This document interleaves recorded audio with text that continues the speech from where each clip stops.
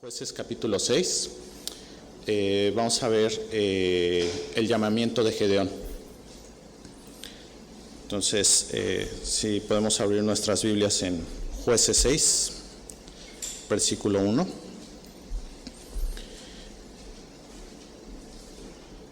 Y vamos a leer los primeros 2 versículos.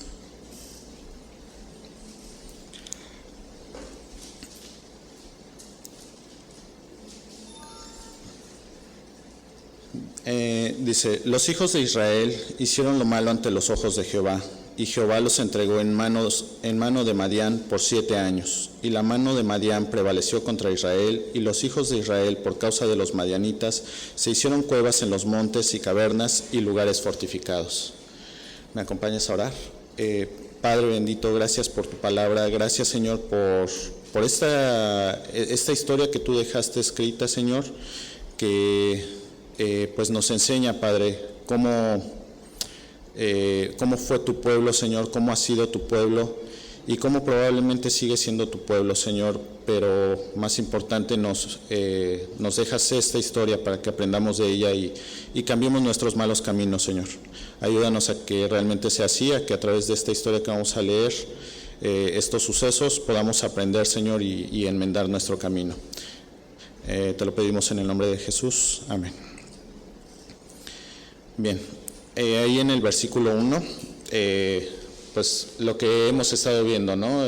Ya habíamos visto que el libro de Jueces es esto, un ciclo, donde tenemos al pueblo de Israel alejándose de Dios, y después de un tiempo viene el clamor. En la mayoría de estos casos no es un arrepentimiento genuino porque se repite el ciclo, ¿no? Entonces viene Dios en misericordia, salva a su pueblo, levanta un libertador y otra vez trae paz, y de ahí se vuelve a iniciar el ciclo. Entonces aquí no es la excepción, tenemos otra vez este ciclo, ¿no? Ahora el pueblo que va a utilizar Dios para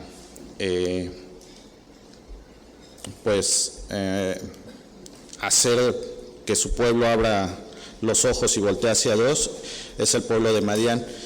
Y este pueblo de Madián tiene pues una historia interesante. Si me acompañas a Génesis 25, 1, 6, vamos a ver quién es este pueblo de Madián. Génesis 25, 1 al 6.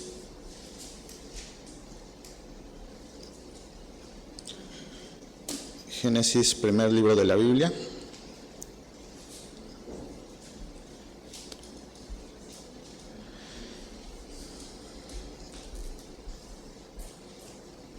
Esta narrativa es después de que muere Sarai, y dice: Abraham tomó otra mujer cuyo nombre era Setura, la cual le dio a luz a Simram, Joxá, Medán, Madián, Isbac y Suá. Y dice: y Joxán engendró a Seba y a Deván, e hijos de Deván fueron Asurim, Letusim, Leumim, e hijos de Madián, Efa, Efer, Anoc, Abidá y Eldá. Todos estos fueron hijos de Setura, y Abraham dio todo cuanto tenía a Isaac. Pero a los hijos de sus concubinas dio Abraham dones, y los envió lejos de Isaac su hijo, mientras él vivía hacia el oriente, a la tierra oriental. Entonces, este pueblo madianita, o Madián, es descendiente también de Abraham, pero no de su primer esposa, que fue Sara, sino de una segunda esposa. Y de ahí, pues bueno, hay varios pueblos que que Abraham nos dice que los mandó a vivir hacia el oriente. Entonces, esto va a cobrar sentido más adelante, porque nos va a decir que varios pueblos del oriente son los que se levantan contra el pueblo de Israel. Entonces, regresamos a Jueces, a Números 31, del 1 al 3.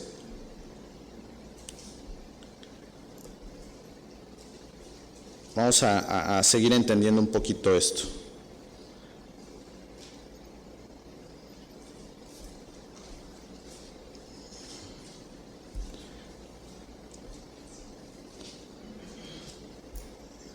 Números, repito, 31, 1 al 3.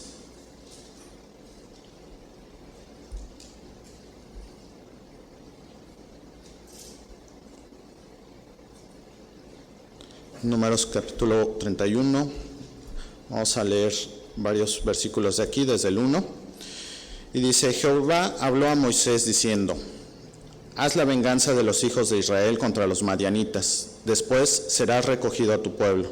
Entonces Moisés habló al pueblo diciendo: armaos algunos de vosotros para la guerra, y vayan contra Madián, y hagan la venganza de Jehová en Madián.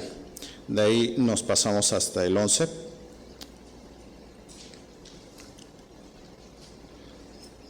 Perdón, hasta el 7, al 7, nos saltamos al 7 y dice: y pelearon contra Madián como Jehová lo mandó a Moisés, y mataron a todo varón. Mataron también entre los muertos de ellos a los reyes de Madián, Eví, Requem, Sur, Ur y Reba, 5 reyes de Madián. También a Balaam, hijo de Beor, mataron a espada. Y los hijos de Israel llevaron cautivas a las mujeres de los madianitas, a sus niños y a todas sus bestias y todos sus ganados, y arrebataron todos sus bienes, e incendiaron todas sus ciudades, aldeas y habitaciones, y tomaron todo el despojo y todo el botín, así de hombres como de bestias. Hasta aquí. Esta historia es después de que Madián, junto con Moab, se confabulan buscando que el pueblo de Israel sea maldecido por un profeta. El profeta es prevenido por Jehová y se resiste a maldecirlo. Sin embargo, ya está ahí pues la confabulación entre Madián y Moab, y al final lo que dice Dios es esto que acabamos de leer: ve y haz la venganza contra este pueblo, por ese impedimento que querían hacer de que el pueblo entrara a la tierra prometida y que fueran maldecidos.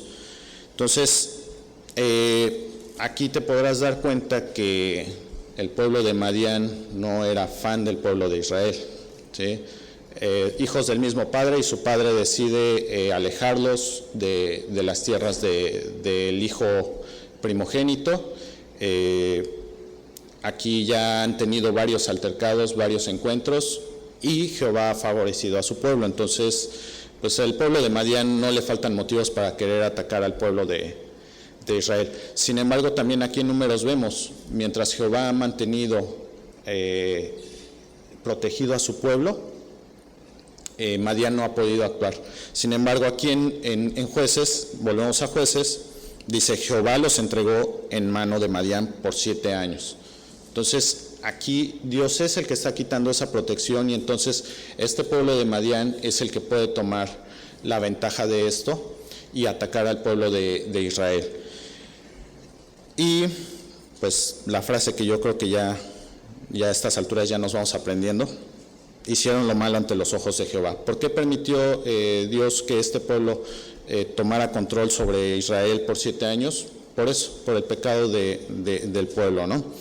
Y continuamos y dice: y la mano de Madián prevaleció contra Israel, y los hijos de Israel, por causa de los madianitas, se hicieron cuevas en los montes y cavernas y lugares fortificados. Y esto dice: pues sucedía que cuando Israel había sembrado, subían los madianitas y amalecitas y los hijos del oriente contra ellos, y subían y los atacaban. Y aquí era lo que te mencionaba, o sea, no era nada más el pueblo de Madián. El pueblo de Madián conseguía aliados que eran del mismo oriente, y aquí nos va a ayudar una gráfica que traemos de la tierra prometida, cómo está dividida. Si te fijas del lado derecho, la zona verde es así como que los límites del pueblo de Israel, y del lado, teniéndolos de frente, sería del lado derecho, que no hay nada abajo de la zona roja, Esto más abajo es donde están los pueblos de Madián y los demás pueblos del oriente. Esos son los que mencionan como el oriente. Así como la tienen ustedes viendo la gráfica de frente, es a mano derecha lo que están los pueblos madianitas hacia abajo. De hecho, no se alcanza a ver en la parte del mapa, es un poquito más abajo de donde sale el mapa. Ahí esos pueblos son los que vienen a atacar al pueblo de Israel. Y dice, los hijos de Israel, por causa de los medianitas, se hicieron cuevas en los montes y cavernas y lugares fortificados. Aquí la Biblia no nos menciona si intentaron defenderse del pueblo y fracasaron o definitivamente no intentaron defenderse y lo único que atinaban a hacer era esconderse. Pero finalmente el punto es, no pueden hacer frente a su enemigo y deciden esconderse en donde pueden literalmente. O sea, van y buscan entre las montañas donde el terreno sea difícil de entrar y ahí van y se esconden. Entonces, es bien interesante porque son 7 años en los que están siendo azotados por un pueblo extranjero, están con problemas, están viendo que no son capaces de solucionar sus problemas y siguen intentando resolver sus problemas el pueblo. No están acudiendo a Dios, están intentando en su propia fuerza, así sea esconderse, pero en su propia fuerza, están intentando resolver su problema por 7 años.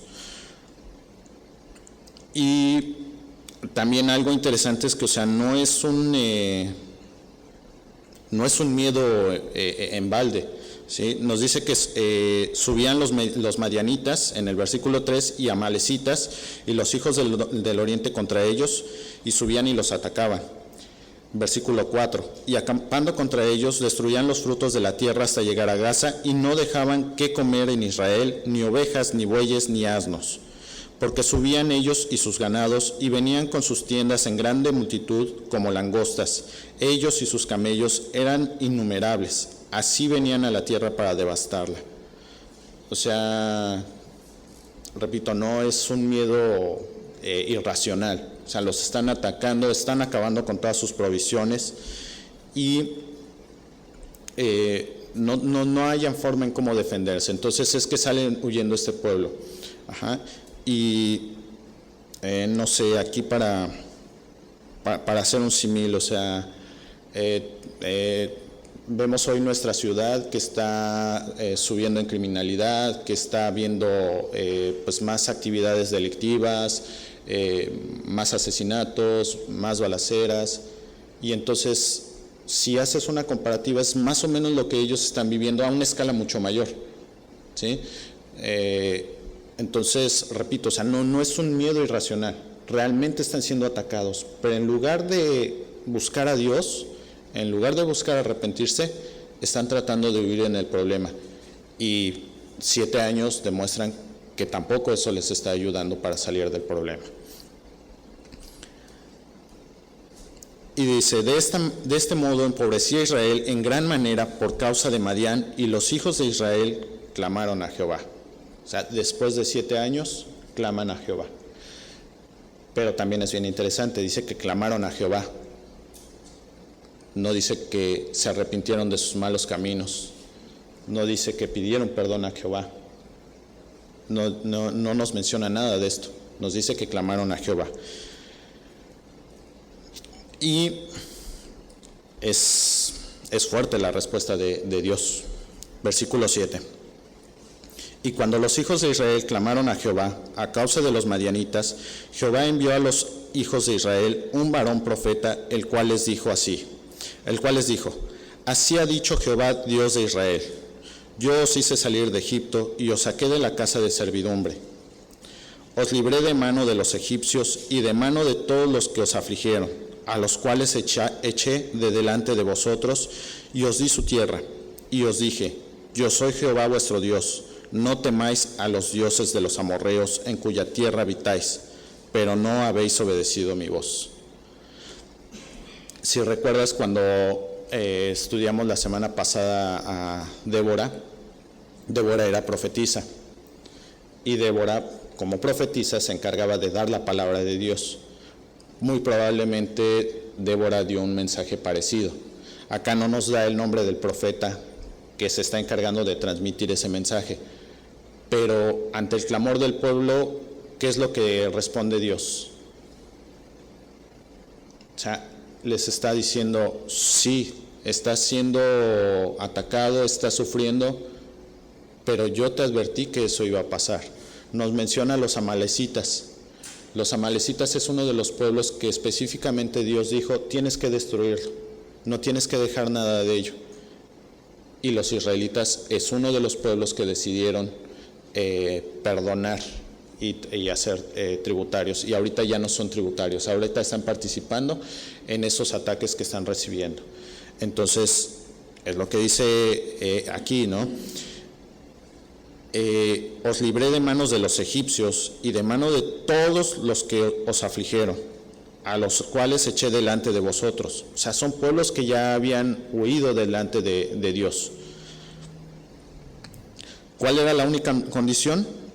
No temáis a los dioses de los amorreos en cuya tierra habitáis. ¿Y qué es lo que están haciendo los israelitas? Vamos al versículo 11.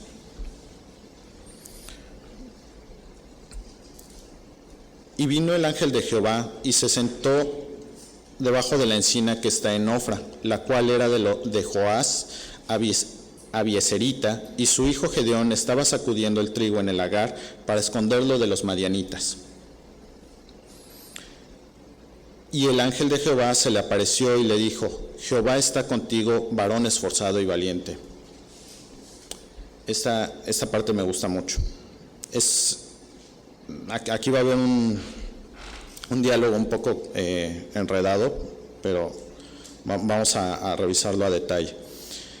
Dice que vino el ángel de Jehová y se sentó debajo de la encina que está en Ofra.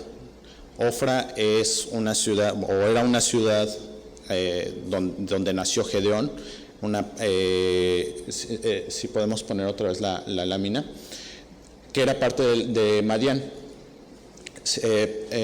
De Manasés.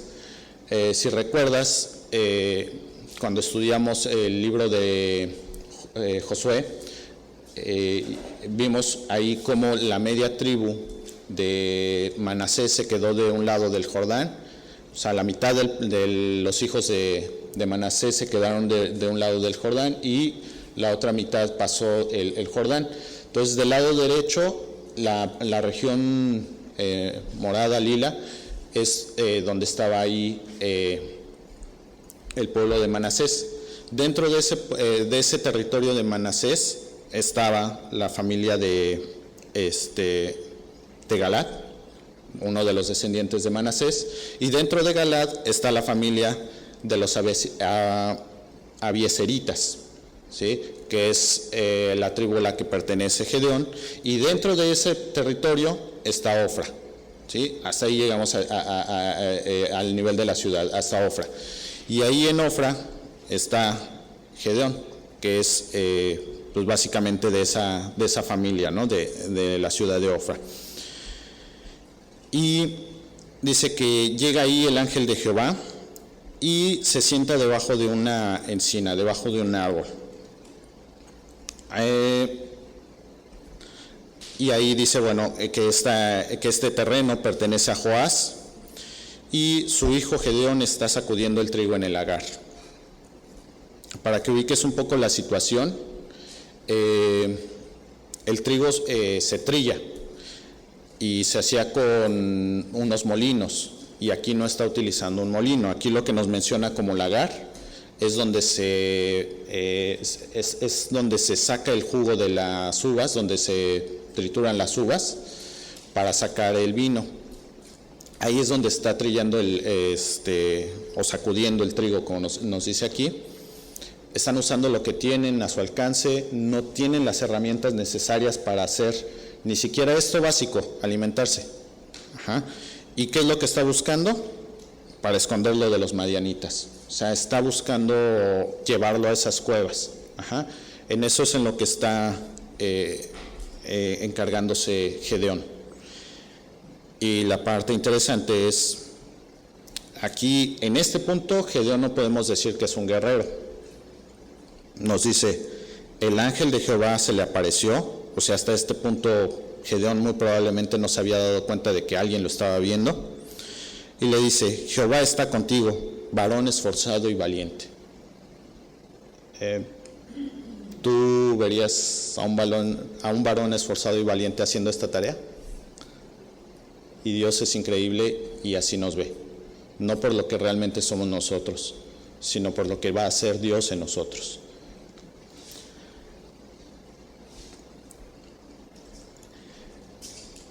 Y Gedeón le respondió: Ah, Señor mío, si Jehová está con nosotros, ¿por qué nos ha sobrevenido todo esto? Y ubica un poco la situación. Aquí el texto nos está diciendo que el ángel de Jehová está sentado en una encina. Pero si te das cuenta en el texto, Gedeón no se da cuenta quién es el que está sentado en la encina. No se da cuenta con quién está hablando. Y esto que dice, Señor mío, no es, aquí en nuestra Biblia se ve igual, vamos a ver varias partes de esta, pero este Señor mío en el original es Adoni, que es una muestra de respeto hacia alguien, es como como se referirían un esclavo a su amo, le diría Adoni. Ese es el Señor que está utilizando aquí, no está utilizando una referencia como Señor hacia un Dios. Y dice: ah, Señor mío, si Jehová está con nosotros, ¿por qué nos ha sobrevenido todo esto? No le pregunta si tú estás con nosotros. Si Jehová está con nosotros, ¿por qué nos ha sobrevenido todo esto? A estas alturas, probablemente Gedeón ya escuchó el mensaje que estaba dando el profeta, que no se nos da el nombre, donde el profeta está recordando: Jehová ya te sacó de Egipto.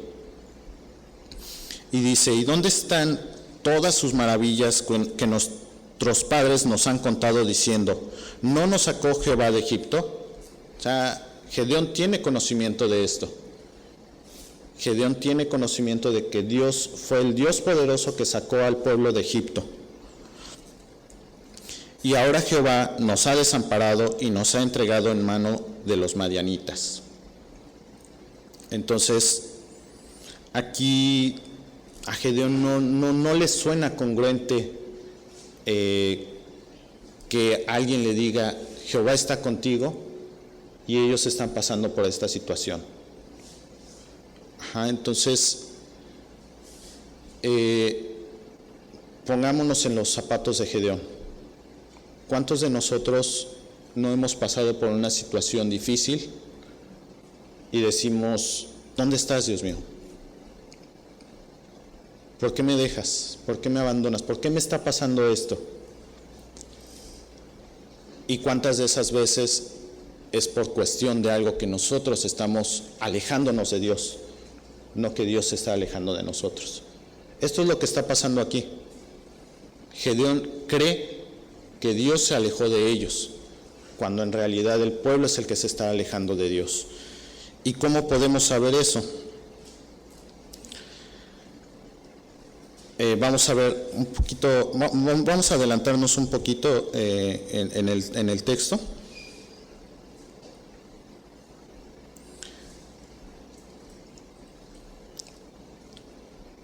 Y dice, vámonos al versículo 25.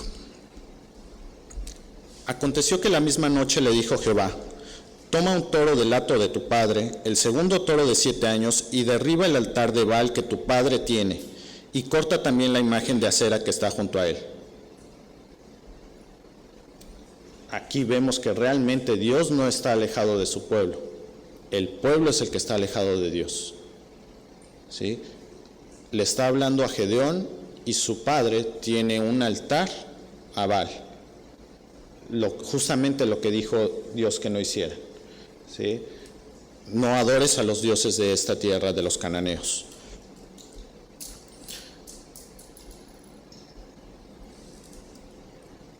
Regresamos. Y en el versículo 12, perdón, en el 14. Y mirándole Jehová le dijo: ve con esta tu fuerza y salvarás a Israel de la mano de los madianitas. ¿No te envío yo? Y aquí es bien interesante porque dice: ve con esta tu fuerza. Salvarás a Israel de mano de los madianitas. ¿Qué necesito hacer para servirle a Dios? ¿Qué necesito tener para servirle a Dios? O mejor dicho, ¿qué necesito antes de poder servirle a Dios? Aquí nos dice que nada. Al que necesitamos es a Dios. Le dice: ve con esta tu fuerza. Y hasta este momento, ¿qué fuerza había tenido Gedeón? ¿A cuántos madianitas había derrotado? Ninguno. Se estaba preparando para esconderse de los madianitas. Con esa fuerza que tienes, con esa que te está haciendo huir, con ese temor que tienes, así es como te necesita Dios. Así es como me necesita Dios. Dios no necesita mi fuerza, necesita que yo dependa de la fuerza de Dios. ¿No te envío yo? Y ojo, aquí nuevamente, Gedeón no sabe, nosotros sabemos con quién está hablando Gedeón, porque nos lo está diciendo, pero él está viviendo esto en vivo, no ha leído el capítulo 7. Entonces él no sabe con quién está hablando, para que no vayamos a prejuzgar a Gedeón antes de tiempo, ¿no?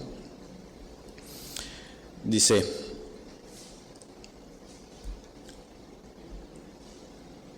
versículo 15. Entonces le respondió: Señor mío, ¿con qué salvaré yo a Israel?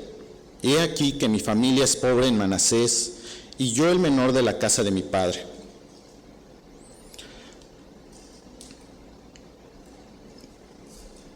Lo que decíamos, ¿cuántos madianitas ha derrotado?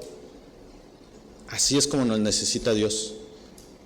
No dice Gedeón: no, sí, tienes razón, yo soy el hecho para este trabajo, yo soy el bueno aquí. No. ¿Con qué salvaré yo a Israel? No tengo nada para ofrecerte.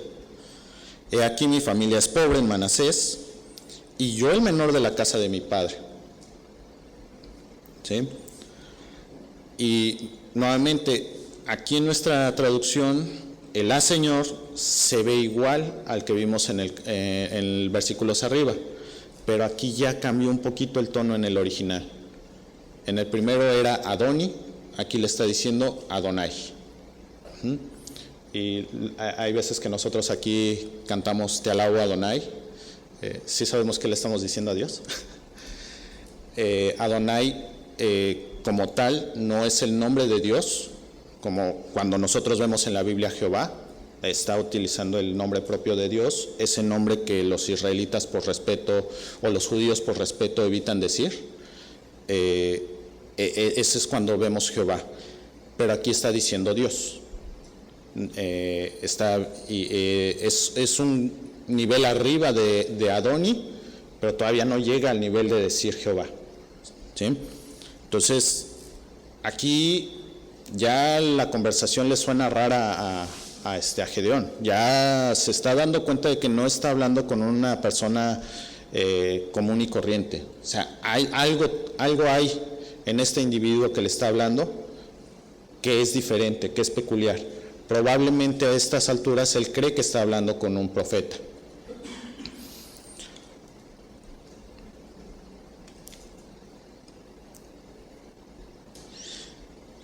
Versículo 16. Jehová le dijo: ciertamente yo estaré contigo y derrotarás a los madianitas como a un solo hombre. Repito, o sea, aquí dice Jehová, pero eso nos lo dice a nosotros. No le dijo yo Jehová. ¿Sí? No, Gedeón sigue sin saber exactamente con quién está. Y dice, versículo 17, y él respondió: yo te ruego que si he hallado gracia delante de ti, me des señal de que tú has hablado conmigo. Te ruego que no te vayas de aquí hasta que vuelva a ti y saque mi ofrenda y la ponga delante de ti. Y él respondió: yo esperaré hasta que vuelvas. Y para mí esta es la parte más, más denotable aquí en esto. No estamos ante un pueblo obediente, eso creo que lo tenemos claro, ¿no? O sea, aquí no está hablando con Gedeón porque el pueblo haya sido obediente hasta aquí.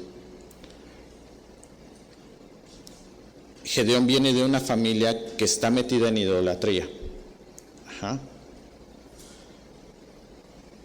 Y a pesar de eso, cuando Gedeón tiene duda, cuando Gedeón pide una confirmación, ¿qué responde Jehová? O sea, ya te hablé, ya te dije, si no, me busco a otro. ¿Es difícil para Dios hacer eso?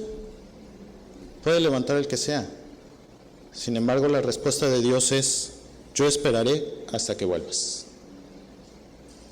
O sea, ¿cuánta paciencia nos tiene Dios? ¿Cuánto es su amor para que cuando Él nos llama, Él nos da una instrucción clara? No necesitamos meternos al original para ver que lo mandó a librar al pueblo. ¿Y cuántas veces no nos ha hablado así Dios a través de su palabra? Nos da una instrucción clara pero vuelve a repetir, ¿no? la orden, Señor.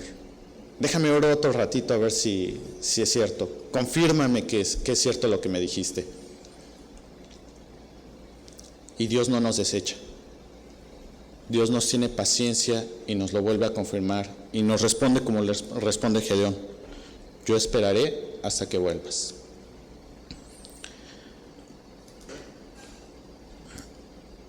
Y entrando Gedeón, preparó un cabrito y panes sin levadura de una efa de harina, y puso la carne en un canastillo y el caldo en una olla, y sacándolo se lo presentó debajo de aquella encina.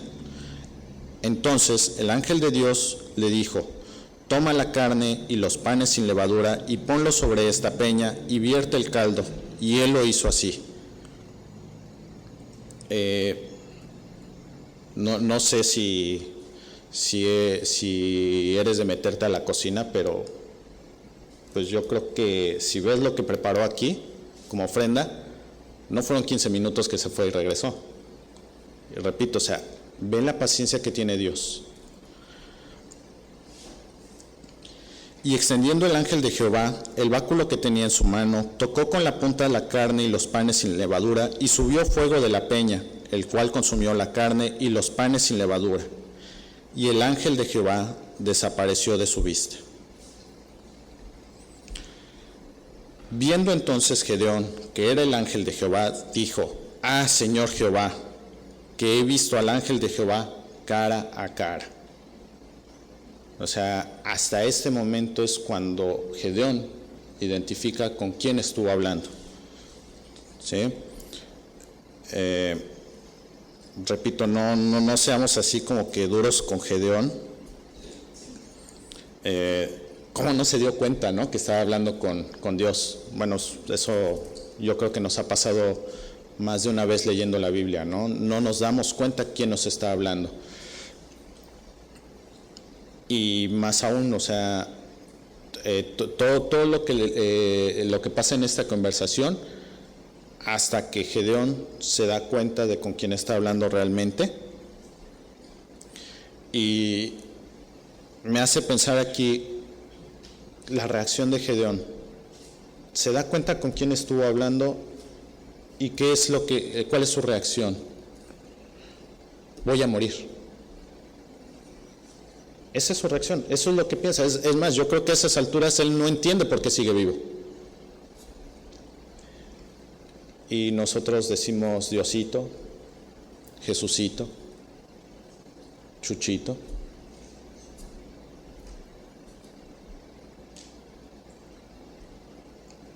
Y perdemos ese respeto.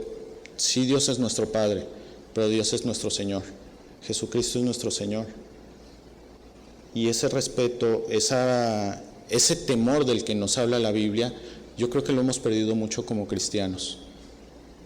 Y es el temor que está mostrando aquí Gedeón, ¿sí?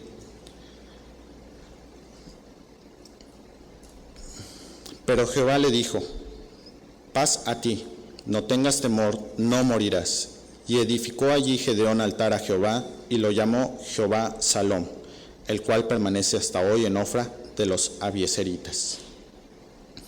¿Cuál es la reacción de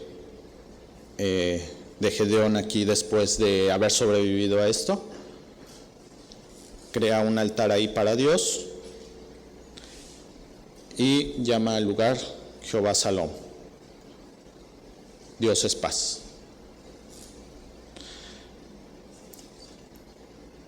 Versículo 25.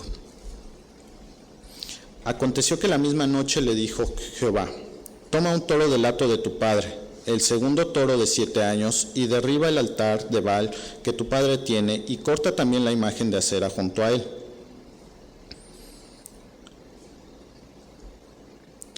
Y vamos a Deuteronomio 7, 1 al 5.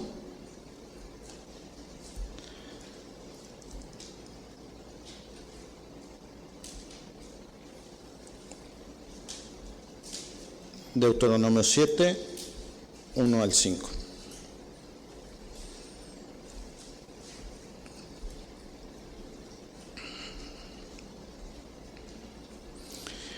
Aquí lo que le está pidiendo que haga Dios a Gedeón no debe de sonarle extraño. Dice: cuando Jehová tu Dios te haya introducido en la tierra en la cual entrarás para tomarla, y hayas echado de delante de ti a muchas naciones, al Ateo, al Gergeseo, al Amorreo, al Cananeo, al Fereceo, al Heveo y al Jebuseo, 7 naciones mayores y más poderosas que tú, y Jehová tu Dios las haya entregado delante de ti, y las hayas derrotado, las destruirás del todo. No harás con ellas alianza, ni tendrás de ellas misericordia, y no emparentarás con ellas, no darás tu hija a su hijo, ni tomarás a su hija para tu hijo, porque desviará a tu hijo de en pos de mí. Y servirán a dioses ajenos, y el furor de Jehová se encenderá sobre vosotros, y te destruirá pronto. Mas así habéis de hacer con ellos: sus altares destruiréis, y quebraréis sus estatuas, y destruiréis sus imágenes de acera, y quemaréis su escultura en fuego. Y Dios no se equivoca, por algo nos da el mandamiento. Es justamente lo que advirtió: si tú no destruyes a esos pueblos, vas a caer en idolatría. Y Dios sabe por qué nos dice las cosas. Es justamente en lo que está el pueblo, ¿no? Entonces esto que le está pidiendo no es nuevo, es lo que ya le había pedido al pueblo que hiciera cuando entrara a la tierra prometida. Tenían que derribar todos los altares, destruir todas las imágenes y quemarlas. Versículo 26 de Jueces. Y edifica altar a Jehová tu Dios en la cumbre de este peñasco en lugar conveniente, y tomando el segundo toro, sacrifícalo en holocausto con la madera de la imagen de acera que habrás cortado. Y aquí recuerdas qué es lo que pedía Jehová como sacrificios cuando pedía el sacrificio de algún animal. El primogénito. No pedía el segundo, pedía el primogénito, sin defecto. Y aquí está pidiendo el segundo. Muy probablemente porque el primero fue sacrificado ya a Baal. Probablemente eso es lo que está pasando, y por eso no puede pedir el primer toro. Entonces Gedeón tomó 10 hombres de sus siervos e hizo como Jehová le dijo. Mas, temiendo hacerlo de día por la familia de su padre y por los hombres de la ciudad, lo hizo de noche. Entonces, aquí ya le quedó claro a Gedeón quién lo llamó. Ya entendió que le habló Jehová. Ya entiende que esto que le están pidiendo se lo está pidiendo Jehová. Pero aún así, todavía no tiene la fuerza o la plena confianza en Dios. Sí obedece a Dios, pero lo hace de noche para no echarse al pueblo encima.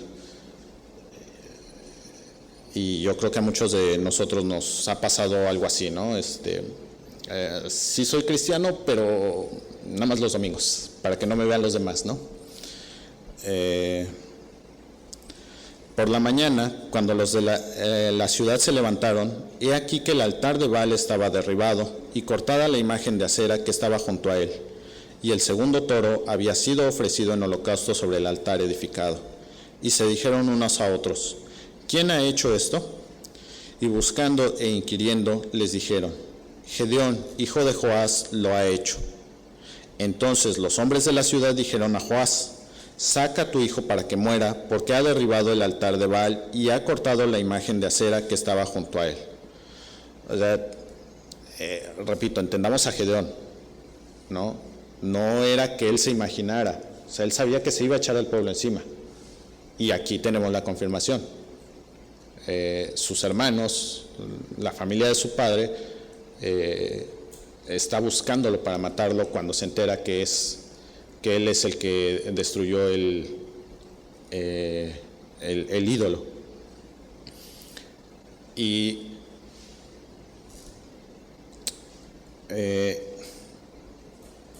se ha dicho muchas veces aquí, estamos hechos para adorar. Dios nos hizo para adorar. Y si no adoramos a Dios, vamos a adorar a un ídolo y vamos a ser celosos en adorar a ese ídolo. Y aquí tenemos la prueba de ello. Están siendo celosos de su Dios, pero su Dios no es Jehová, su Dios es Baal. Y es al que están cuidando y protegiendo, al que están adorando. Y versículo 31. Y Joás respondió a todos los que estaban junto a él: ¿contenderéis vosotros por Baal? ¿Defenderéis su causa? Cualquiera que contienda por él, que muera esta mañana. Si es un Dios, contienda por sí mismo con el que derribó su altar. Aquel día Gedeón fue llamado Jerobal, esto es, contienda Baal contra él, por cuanto derribó su altar. Y aquí hay dos posibilidades: que Joás realmente reaccionara y se diera cuenta que estaban haciendo mal adorando a un falso Dios, y que al Dios que realmente debían de adorar era Jehová, o que era una persona muy astuta y para salvar a su hijo recordó lo que tenía que decir en el momento. Cualquiera de las dos razones que haya sido, Dios la utilizó, y a través de esto abre los ojos del pueblo. ¿Cómo sabemos eso? Versículo 33.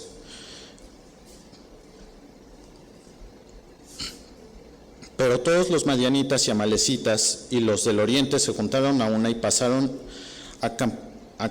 pasando acamparon en el valle de Jezreel. Entonces el espíritu de Jehová vino sobre Gedeón, y cuando éste tocó el cuerno, los abiezeritas se reunieron con él. Los mismos que lo querían matar se están juntando para la guerra. Cuando nos dice aquí que Gedeón tocó el cuerno y que se reúne el pueblo sabe a qué se está reuniendo. Van a batalla contra los mismos madianitas, contra los que estaban escondiéndose, de los que estaban huyendo, de los que estaban yéndose a cuevas, los que los hacían huir, ahora van a batalla. ¿Sí?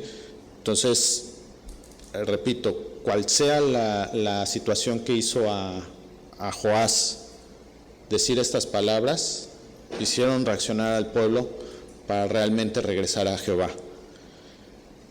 Y como le dije cuando me tocó la introducción del libro de Jueces, no es los héroes que le dieron patria a Israel, es Dios levantando a hombres. Dice, el espíritu de Jehová vino sobre Gedeón. No es que Gedeón se levantó en ese momento, vino el espíritu de Jehová, y entonces tuvo la fortaleza para guiar al pueblo y que el pueblo lo siguiera. Y envió mensajeros por todo Manasés, y ellos también se juntaron con él. Asimismo envió mensajeros a Aser, a Zabulón y a Neftalí, los cuales salieron a encontrarles. Entonces, junta a las tribus que viven cerca de ellos y, o sea, los cuales salieron a encontrarles. O sea, Gedeón manda a buscar refuerzos y recibe refuerzos. O sea, ya no es nada más su familia, ya no nada más son los amalecitas, ya no nada más son los de Manasés, ya tiene de su lado gente de Manasés, de Zabulón, de Neftalí y de Aser. O sea, ya es bastante gente que lo está siguiendo. Y entonces Gedeón sale a todo lo que da contra los madianitas. No. Y Gedeón dijo a Dios: si has de salvar a Israel por mi mano, como has dicho, he aquí que yo pondré un vellón de lana en la era, y si el rocío estuviera en el vellón solamente, quedando seca toda la tierra, entonces entenderé que salvarás a Israel por mi mano, como lo has dicho. Aquí Gedeón, no sé, me identifico. Me gusta esta historia porque yo soy Gedeón. No sé cuántos de aquí también sean como Gedeón. No varones esforzados, valientes, sino temerosos, tímidos. O sea, sí ya le creía a Dios, pero confírmame otra vez que me hablaste. Confírmame otra vez lo que ya me dijiste. Confírmame lo que ya me aprendí de memoria en un versículo, pero vuélvemelo a confirmar. Vuélveme a decir que soy salvo. Vuélveme a decir que mi vida está segura en tus manos. Yo me considero un Gedeón, así. Moja el vellón y deja seca toda la tierra para que te pueda creer. Y aconteció así, el amor de Dios es increíble. Y aconteció así, pues cuando levantó de mañana, exprimió el vellón y sacó de él el rocío, un tazón lleno de agua. O sea, repito, ¿qué trabajo le daba a Dios desechar a Gedeón y levantar a otra persona? Y en lugar de hacer eso, en amor, en misericordia, está fortaleciendo a Gedeón. Si necesita fortaleza en su espíritu, Dios se lo va a dar. Dios le va a dar la fortaleza que necesita para ser usado. Entonces, repito la pregunta de hace rato: ¿qué necesitamos para ser usados por Dios? Esta es nuestra fuerza, o sea, nada. No tenemos nada y Dios nos puede dar todo. Mas Gedeón dijo a Dios, o sea, ya está aquí, ya él entiende que ya está siendo un poquito necio, ligeramente. No se encienda tu ira contra mí si aún hablaré esta vez. Solamente probaré ahora otra vez con el vellón. Te ruego que solamente el vellón quede seco y el rocío sobre la tierra. O sea, por si fue de que hubo una nube que nada más llegó a ese pedacito, y vamos a estar seguros. Entonces ahora haz una nube que cubra todo alrededor y en medio quede seca. Bueno, y aquella noche lo hizo Dios así. Solo el vellón quedó seco y toda la tierra hubo rocío. Entonces,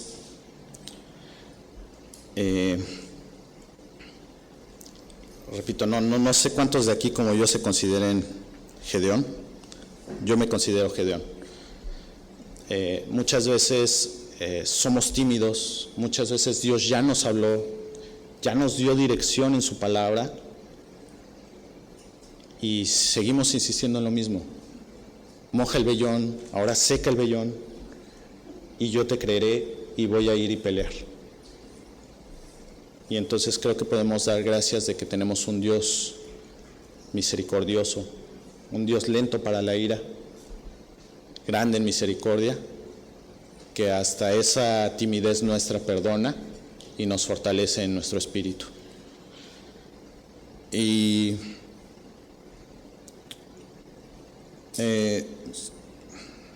si me acompañas a Hebreos 1, del 1 al 2, algo importante aquí.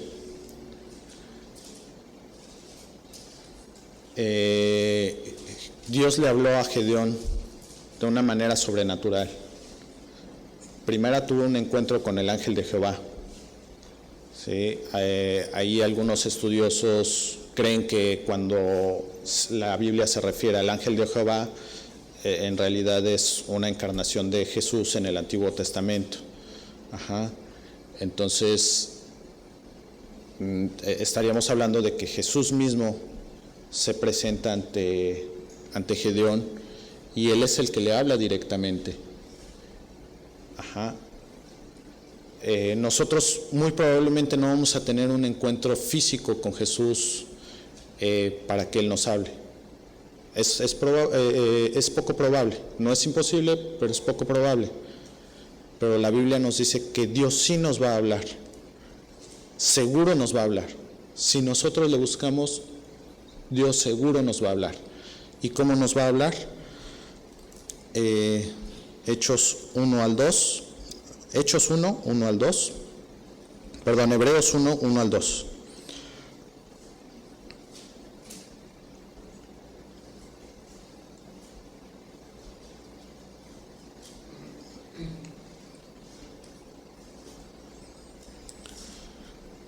Dios, habiendo hablado muchas veces, de muchas maneras, en otro tiempo, a los padres por los profetas, en estos postreros días nos ha hablado por el Hijo, a quien constituyó heredero de todo y por quien asimismo hizo el universo. ¿Y en dónde encontramos esa palabra de su Hijo que nos está hablando? Tenemos toda la Biblia. ¿Sí? Tenemos toda la Biblia para poder escuchar a Dios el Hijo hablándonos, a Dios el Padre hablándonos. Y una vez que lo escuchemos, vamos a ser obedientes. Vamos a dejarnos dirigir por Dios. Si estás pasando por una situación difícil como lo estaban pasando los israelitas ante los madianitas, ve y pon tu situación ante Dios. No esperes a pasar 7 años o más para buscar a Dios. Lo único que está esperando Dios que hagamos es eso, que lo busquemos. Que lo busquemos y dejemos nuestra situación en Él. Que confiemos en Él. Que no busquemos resolverlo en nuestras propias fuerzas. Que lo busquemos a través de su palabra, que busquemos su dirección y Él nos va a dar dirección. Y Él nos va a dirigir por el camino más seguro de andar. Probablemente no el más cómodo, pero sí el más seguro para estar.